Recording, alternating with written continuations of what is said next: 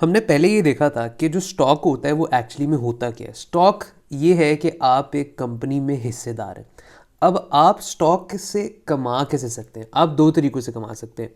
या तो आप एक कैपिटल गेन के थ्रू से अर्न कर सकते हैं, या फिर आप डिविडेंड्स के थ्रू अर्न कर सकते हैं। अब ये कैपिटल गेन और डिविडेंड्स होता क्या है?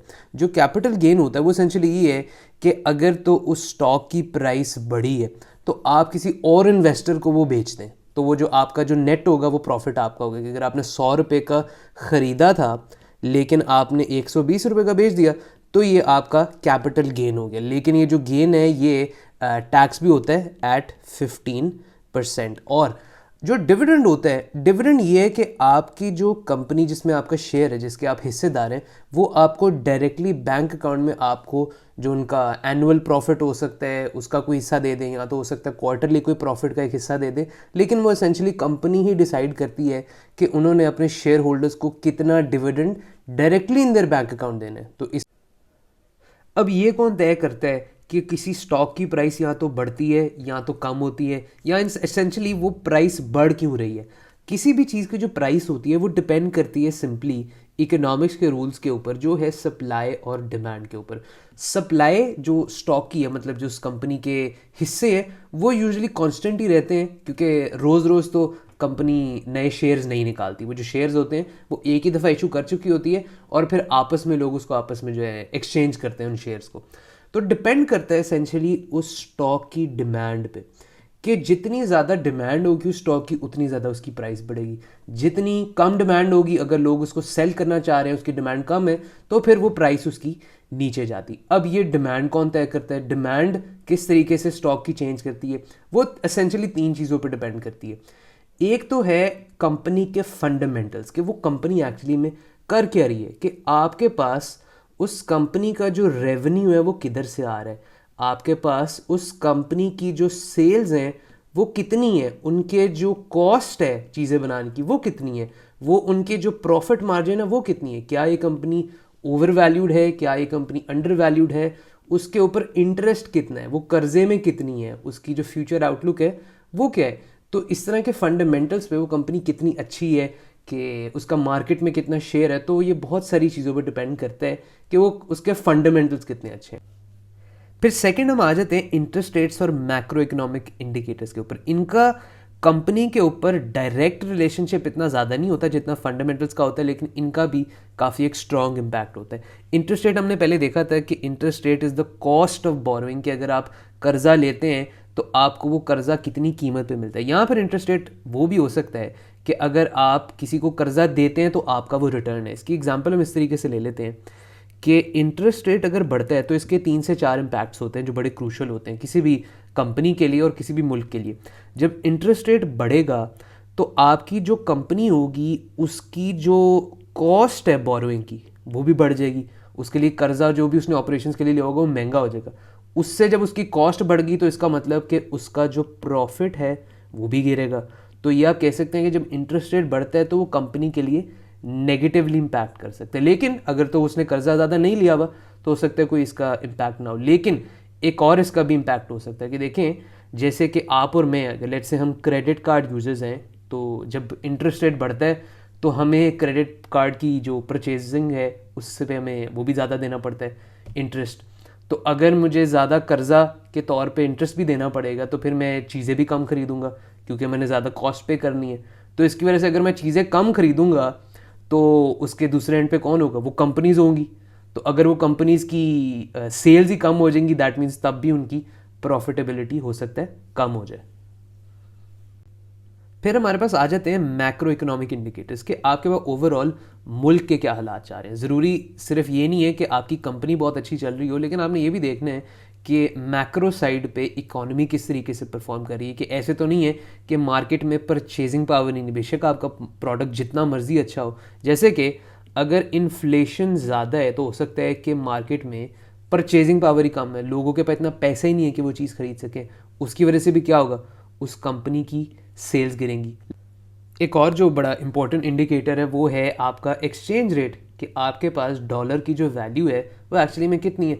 अब वो डिफरेंट बिजनेसेस को अलग तरीक़ों से इम्पैक्ट कर सकता है। कि जैसे कि आपके पास अगर गाड़ियों की कंपनी है, लेट्स से टोयोटा है, वो अब टोयोटा ने क्योंकि आपके पास ज़्यादा से ज़्यादा चीज़ें इंपोर्ट करनी होती हैं, उसको जितना भी रॉ मटेरियल है, जितने भी पार्ट्स हैं, तो अगर तो उसके लिए एक्सचेंज रेट अगर डी वैल्यू हो गया, अगर डॉलर महंगा हो गया, तो दैट मीन्स कि उसको ज़्यादा रुपए देने पड़ेंगे अपनी चीज़ें इंपोर्ट करने के लिए, उसकी फिर कॉस्ट भी बढ़ जाएगी, फिर उसको गाड़ियाँ भी महंगी बेचनी पड़ेंगी और इसकी वजह से उसकी सेल्स भी इनफैक्ट गिर जाएंगी। लेकिन यही जो इम्पैक्ट है डी वैल्यूएशन का, अगर हम लेट से एक टेक्नोलॉजी की कंपनी को देखें, जैसे सिस्टम्स है जो पाकिस्तान में सबसे बड़ी आईटी एक्सपोर्टर है, अब सिस्टम्स लिमिटेड के लिए जब डिप्रिसिएशन होगी, जब डॉलर महंगा होगा, तो उससे इनफैक्ट उनकी सेल्स बढ़ जाती हैं। क्यों?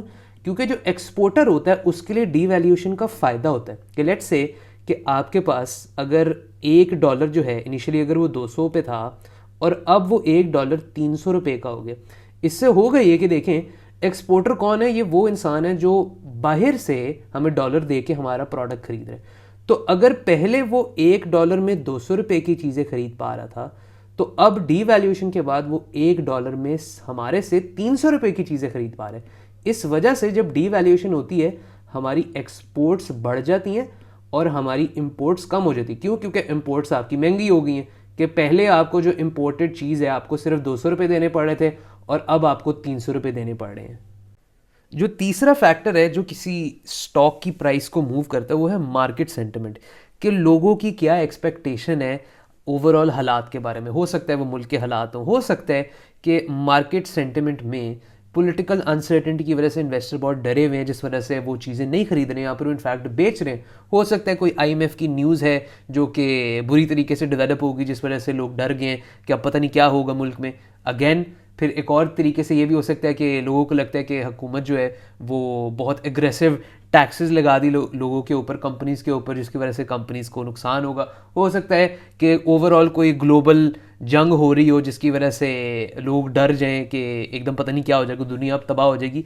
अब इनका जो ताल्लुक है वो कंपनी की परफॉर्मेंस से हो सकता है बिल्कुल अलग हो, कि हो सकता है कि क्योंकि पॉलिटिकल अनसर्टेनिटी है कोई, तो लोग फालतू में कंपनी बेची जा रहे हैं, जिस वजह से ऐसे लग रहा है कि वो कंपनी तो बहुत बुरा परफॉर्म कर रही है। लेकिन ऐसे भी हो सकता है कि उसके फंडामेंटल्स तो बहुत अच्छे हों, कि आपकी कंपनी हो सकता है पाकिस्तान में one of the top performing है, उसकी प्रॉफिट भी बड़े अच्छे चल रहे हो, उनकी सेल्स भी बड़ी अच्छी हैं और ओवरऑल उनकी ग्रोथ होती जा रही है कंसिस्टेंटली। लेकिन अगर मार्केट सेंटिमेंट ही ख़राब है, अगर लोगों को वैसे ही लग रहा है कि हालात बुरे हैं, तो तब भी वो उस कंपनी की प्राइस नीचे जाएगी। इनफैक्ट लेकिन वो अच्छी बात है कि आपकी अच्छी कंपनीज लोग सस्ते में बेची जा रहे हैं, क्योंकि अगर बहुत सारे लोग उस स्टॉक को बेचने की कोशिश में होंगे रिगार्डलेस ऑफ द फैक्ट कि वो कंपनी एक्चुअली में अच्छी है, तो दैट मीन्स कि आप उस कंपनी को सस्ते में खरीद सकते हैं। कि अगर वो कंपनी 20% से उसकी प्राइस गिर गई है, अगर -20% हो गई है, तो यहाँ तो आप ये देख सकते हैं कि उसको नुकसान हो गया। यहाँ पर आप ऐसे भी दे सकते हैं कि आपको अच्छी कंपनी अब 20% के डिस्काउंट पे मिल रही है, एंड यहीं पे आपके पास इनफैक्ट प्रॉफिट बनता है कि आपने अच्छी company at a lower price खरीद ली है। अगर आप यहाँ पे देखें, ये है एक ROI कैलकुलेटर, कि आपके पास अगर 2002 में हम यूनिलेवर का शेयर खरीदते हैं, जो कि पाकिस्तान की one of the highest performing companies हैं, कि आपके पास अगर हम इसकी 2002 में प्राइस चेक करें, 2002 में यूनिलेवर पाकिस्तान की जो लो प्राइस थी वो 200 रुपये थी और जो हाईएस्ट प्राइस थी वो 227 थी।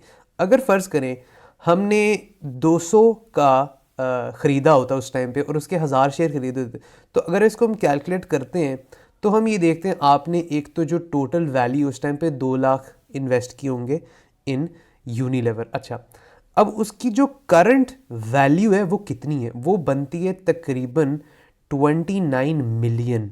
ये 29 मिलियन का मतलब ये कि this is very close to 3 crore. आपने स्टार्ट कहाँ से किया था? आपने स्टार्ट किया था 2 लाख से और आज जो वो है वो 3 करोड़ है। अब वो किस तरीके से 3 करोड़ है उसको हम देखते हैं कि आपके पास हमने देखा था 2 तरीके थे स्टॉक से अर्न करने के लिए। या तो उसकी प्राइस बढ़ जाती है और आप उसको सेल करके उसमें डायरेक्ट प्रॉफिट कमा लेते हैं, या तो वो कंपनी आपको डिविडेंड दे जाती है, मतलब आपकी होल्डिंग वैसी की वैसी रहती है, लेकिन वो कंपनी जो है यूनिलेवर वो पर्सनली आपके बैंक अकाउंट में मंथली या फिर एनुअली या फिर क्वार्टरली के हिसाब से आपको प्रॉफिट डायरेक्ट बैंक अकाउंट में जमा कराते हैं। अच्छा, अब यहाँ पे अगर आप देखें तो 2002 में उसकी प्राइस थी एक शेयर की 200 रुपये, और आज जो है वो है 23,000। ये सिर्फ प्राइस का चेंज है।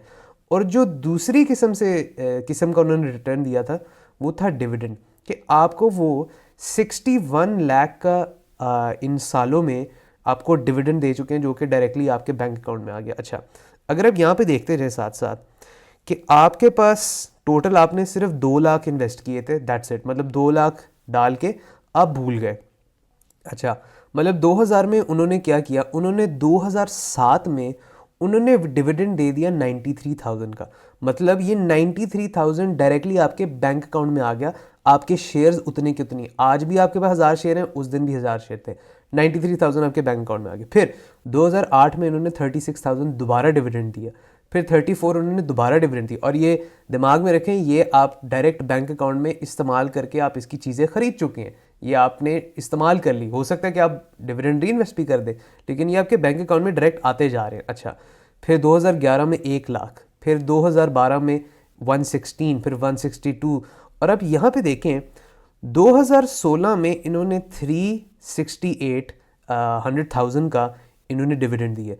मतलब आपने टोटल 2002 में 2 लाख रुपए के शेयर्स खरीदे थे, टोटल आपकी टोटल इन्वेस्टेड वैल्यू है, और आपको इन्होंने 2016 में उससे कहीं ज़्यादा उन्होंने डिविडेंड में दे दी है, लेकिन शेयर आपके पास अभी भी पड़े हुए हैं, आपके पास अभी भी उनकी होल्डिंग है। अच्छा, फिर उन्होंने फिर 2 लाख का डिविडेंड दिया, फिर 280, 386, एंड आप ये देखते जाएं, ये डिविडेंड देते जा रहे हैं, देते जा रहे हैं। और अब आप देखें, जो आपने 2 लाख उसमें डाले थे, उससे आपको 2 लाख के तो वो कैश आपको इतनी दफ़ा दे चुके हैं, और ये सारे अगेन क्या है, ये आपके शेयर से अलग हैं, आपके बैंक अकाउंट में आ रहे हैं। और ये आप यहाँ पे आहिस्ता आहिस्ता जाते जाएं तो 2024 में अगेन वही 2 लाख इन्वेस्टेड वैल्यू में 2024 में इन्होंने 1, 2, 3, 4, 5 दफ़ा डिविडेंड दिए, जिसमें इन्होंने 178 एक दफ़ा, 143 एक दफ़ा, फिर 143, 6 लाख एक दफ़ा, 5 लाख एक दफ़ा, और 2025 में उन्होंने 6 लाख दोबारा दिए। अगर आप यहाँ पे देखें तो ये इसकी नेट में सारा कुछ समराइज्ड इस तरीके से है कि इनिशियल जो आपकी इन्वेस्टमेंट थी वो 2 लाख थी। अच्छा, फिर अगर तो आप ये देखें कि उन्होंने डिविडेंड कितना दिए, कि मतलब अगर ये सारी जो डिविडेंड्स हैं इनको हम इकट्ठा कर लें तो टोटल इन्होंने 23 ईयर्स में आपको 61 लाख का डिविडेंड ही दे दिया। अच्छा, अब ये डिविडेंड है, तो व्हाट अबाउट द शेयर जो आके आपने होल्ड किए हुए थे, अगर आप उनको बेचने जाए तो उनकी क्या वैल्यू होगी? उनकी वैल्यू होगी 2.3 करोड़।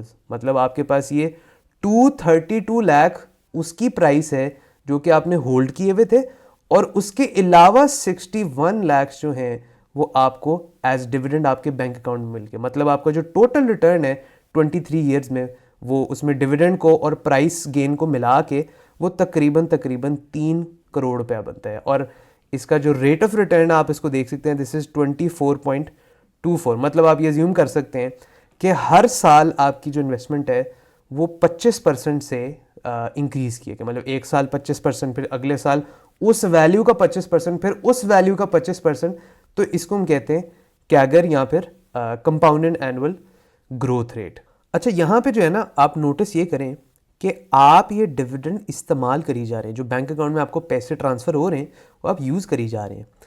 अगर फ़र्ज़ करें आप ये जो डिविडेंड मिलते जा रहे हैं आप इसको री इन्वेस्ट करते जाते, कि आपको ये 93,000 मिले, आपने वापस डाल दिया, आपने और शेयर्स खरीद लिए। आपके पास अगर देखें, आप शुरू भी 1000 शेयर से हुए थे और एंड भी 1000 शेयर ही है, सिर्फ इसमें इम्पैक्ट इसका है प्राइस चेंज का। लेकिन अगर फ़र्ज़ करें आप इसके और शेयर्स खरीद लेते, इस केस में तो हमने सिर्फ 2 लाख रख के भूल गए। तो आप ये अगर इमेजिन करें कि आप ये जितने डिविडेंड आपको हर साल मिलते जा रहे हैं, इसको बढ़ाते जाएं और शेयर्स खरीदते जाएं, तो आज ये जो नंबर है ये 3 करोड़ नहीं हो सकता, ये 10 करोड़ से भी ज़्यादा हो। तो इतना इम्पैक्ट होता है, इतनी वैल्यू होती है स्टॉक मार्केट की कंपनीज़ का, कि आपको किसी भी गाड़ी, किसी भी गोल्ड, किसी भी रियल एस्टेट प्लॉट से आपको इतना रिटर्न नहीं मिल सकता। हाँ, आप ये भी कह सकते हैं कि 2 लाख की तो उस टाइम पे बड़ी वैल्यू होती है। 2002 में 2 लाख की एक बड़ी अमाउंट होती थी जिससे आप बहुत कुछ खरीद सकते थे, और बंदा सोचता था उस पैसे को खर्च करने से पहले। तो अगर हम कंपेयर करके देखें, इन्फ्लेशन ने परचेजिंग पावर उसकी कितनी गिराई है, कि मतलब आज का जो 2 लाख है वर्सेस जो उस दिन का 2 लाख है 2002 का, वो तो इनफैक्ट बहुत डिफरेंट है। पहले तो आप 2 लाख में बहुत सारी चीज़ें खरीद सकते थे, लेकिन आज जो है 2 लाख उसकी तो कोई एज सच वैल्यू नहीं है। तो अगर हम ज़रा कंपेयर करके देखें, जितनी चीज़ें 2 लाख 2002 में खरीदता था, आपको उतनी ही चीज़ें खरीदने के लिए आज 15 लाख चाहिए होती। मतलब आप ये अज्यूम कर सकते हैं कि 15 लाख आज और 2002 में 2 लाख की जो वैल्यू है उनकी परचेजिंग पावर सेम थी। तो आप ये कह सकते हैं कि इफेक्टिवली मैंने 15 लाख आज के खर्च करके, इन्वेस्ट करके, मैंने 3 करोड़ का उसके ऊपर रिटर्न कमाया। मतलब ये इस तरीके से है कि मैं आज की वैल्यू के टर्म के हिसाब से कन्वर्ट करता हूँ, क्योंकि उस टाइम पे तो 2 लाख की काफ़ी डिफरेंट वैल्यू होती थी, लेकिन आज तो 2 लाख की काफ़ी डिफरेंट वैल्यू है। यहाँ पे अगर आप देखें तो ये ग्राफ ये बता रहा है कि पिछले 20 सालों में यूनिलीवर की प्राइस किस तरीके से चेंज करती रही है। और हमने पहले डेटा में ये देखा था उस टेबल में कि आपके पास यूनिलीवर पिछले 23 ईयर्स में उसने किस साल में डिविडेंड दिया, कितना डिविडेंड दिया, उसकी प्राइस किस तरीके से चेंज की। अब एक्चुअली में वो तो आपने 2002 में ख़रीदा था, उसके बाद का डेटा है, लेकिन आप 2002 में कैसे आपको पता चलेगा कि एक्चुअली में अच्छी कंपनी है जो कि अच्छा परफॉर्म कर सकती है। क्योंकि आज भी आप अगर कोई ख़रीदते हैं कंपनी, तो आप सिर्फ इस बेसिस पे नहीं ख़रीदते कि उसने पिछले 20 सालों में कितना रिटर्न दिया है, क्योंकि आपको ये नहीं पता कि उसकी आज की कंपनी की क्या पोटेंशियल हो सकती है। तो यही इनफैक्ट होता है फंडामेंटल एनालिसिस, कि आप एक्चुअली आज की डेट में देखें कि वो कंपनी का कितना पोटेंशियल है, कि वो कितना आगे परफॉर्म कर सकती है, जिसमें जितने सारा जो डेटा इस्तेमाल होता है कंपनी को देखने में वो किस तरीके से काम कर रही है। जैसे कि यहाँ पे अगर आप देखें तो इसकी एक स्नैपशॉट आ जाती है कि कुछ रेशोज़ हैं यहाँ पे, कुछ अजीब अजीब से नंबर हैं, कुछ आपके पास इस तरीके रेशो, जिस तरीके प्रॉफिट मार्जिन है, किस तरीके से प्राइस टू बुक है, बुक वैल्यू है। अब इनका मतलब क्या होता है, आपने किस तरीके से देखना है कि ये कंपनी की परफॉर्मेंस किस तरीके से है, उनकी सेल्स किस तरीके से वेरी कर रही हैं। ये जो रेशोज़ हैं, ये जो प्राइस टू सेल्स रेशोज़ हैं, ये तो बुक रेशोज़ हैं, ये जो इक्विटी टू एसेट है, इनका मतलब क्या होता है। इन्हीं डेटा को स्टडी करके फिर आप आज फैसला ले सकते हैं कि क्या ये कंपनी एक्चुअली में अच्छी है, जिसके बेसिस के ऊपर मुझे बाद में रिटर्न मिलेगा। तो आगे कुछ एपिसोड में हम यही करेंगे कि एक कंपनी को एग्जाम्पल के तौर पे लेके हम उसको एनालाइज करेंगे कि क्या ये कंपनी एक्चुअली में अच्छी है, क्या इसके जो नंबर्स हैं वो इतने अच्छे हैं कि आप लॉन्ग टर्म उसमें इन्वेस्ट कर सकते हैं।